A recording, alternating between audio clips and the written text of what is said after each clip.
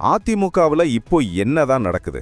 நேற்று வரைக்கும் ஒற்றை தலைமை அப்படின்னு கெத்தா இருந்த எடப்பாடி பழனிசாமிக்கு இப்போ என்னாச்சு? திடீர்னு சி.வி. சண்முகமும் எஸ்.பி. வேலுமணியும் அவருக்கு எதிரா ஏன் போர்க்குடி தூக்குனாங்க? இதுதான் இப்போ தமிழக அரசியல் முழுக்க பரபரப்பா பேசப்படுற விஷயம். ஆனா இங்கேதான் ட்விஸ்ட்.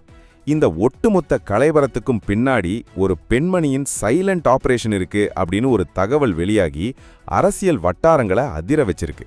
அந்த பெண்மணி யார்? எடப்பாடியிடமிருந்து கட்சி எப்படி கைமாறுகிறது? இந்த முழு பின்னணியையும் நாம இப்போ தெளிவா பார்க்கலாம். இதன் பின்னணி என்னன்னு பார்த்தோம்னா, கடந்த மே 4ஆம் தேதி வெளியான 2026 தேர்தல் முடிவுகள் தான் முக்கியமான காரணம். இந்த தேர்தல்ல தவேக தலைவர் விஜய் 108 இடங்களை கைப்பற்றி ஒரு மிகப்பெரிய அரசியல் சக்தியா உருவெடுத்தார். இந்த ஒற்றை நிகழ்வு அதிமுகவின் 2ஆம் கட்ட தலைவர்களை ஆழமா சிந்திக்க வச்சது. இனிமேலும் எடப்பாடி பழனிசாமியை நம்பினால் கட்சியோட எதிர்காலமும் தங்களோட அரசியல் எதிர்காலமும் என்ன ஆகும் அப்படிங்கிற கேள்வி வேலுமணி மற்றும் சண்முகம் தரப்புக்கு வந்ததா சொல்லப்படுது. இந்த ஒரு குறிப்பிட்ட தருணத்துக்காகத்தான் அந்த நிழல் பெண்மணி காத்துக்கிட்டு இருந்தாங்கன்னு சில ஊடகங்கள் தெரிவிக்கின்றன. சரி, இப்போ உண்மை என்ன? அந்த பெண்மணி யார்? அதிகாரப்பூர்வமா கட்சியில எந்த ஒரு முக்கிய பொறுப்பிலும் அவர் இல்லை. ஆனா அதிமுகவின் மெயின் புள்ளிகளிடம் ரொம்பவே செல்வாக்கு கொண்டவர். புதிதாக கட்சிக்குள் வந்த ஒரு வசதியான நபர் என்று மட்டும் தகவல்கள் கசிகின்றன. எடப்பாடி பழனிசாமிக்கு நெருக்கமான வட்டத்தில் இருந்து கொண்டே அங்க நடக்கிற ரகசிய ஆலோசனைகளை லாவகமா சண்முகம் மற்றும் வேலுமணி தரப்பிற்கு இவர்தான் பாஸ் செய்தார் அப்படின்னு விவரம் அறிந்தவர்கள் சொல்றாங்க. நேற்று சட்டசபைக்கு எம்எல்ஏக்கள் வந்தபோதான் எடப்பாடி தரப்புக்கு அந்த முதல் பெரிய அதிர்ச்சி காத்திருந்தது.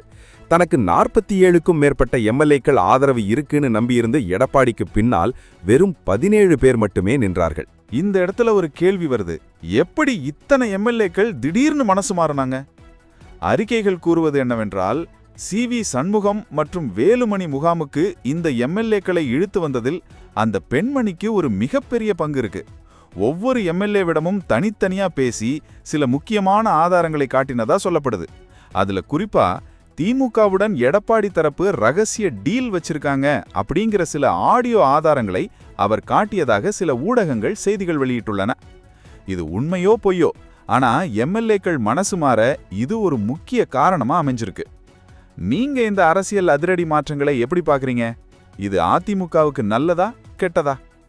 அடுத்தபடியா இன்று நடந்த செய்தியாளர் சந்திப்பு.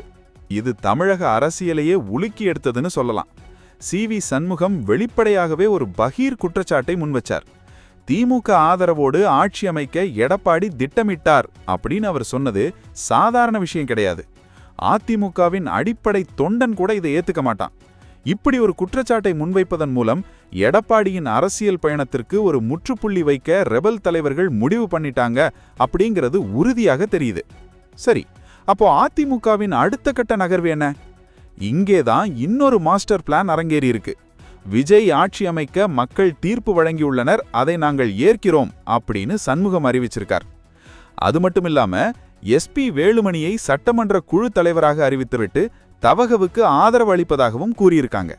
இதன் மூலம் எடப்பாடி பழனிசாமியிடமிருந்து மொத்தமாக கட்சி அதிகாரம் கைமாறியுள்ளது. ஒரு பக்கம் தேர்தல் தோல்வி, இன்னொரு பக்கம் சொந்த கட்சிக்குள்ளேயே நடந்த இந்த சைலண்ட் ஆபரேஷன். மொத்தத்துல தமிழக அரசியலோட வரைபடமே இப்போ மாறிக்கிட்டு இருக்கு. இந்த ஒட்டுமொத்த அதிகார மாற்றத்திற்கும் காரணமா சொல்லப்படுற அந்த பெண்மணியின் முழு அடையாளம் சீக்கிரமே வெளிவரும்னு எதிர்பார்க்கப்படுது. உங்களோட கருத்து என்ன? தமிழக அரசியல்ல இந்த மாற்றம் எதை நோக்கி போகும்னு நீங்க நினைக்கிறீங்க?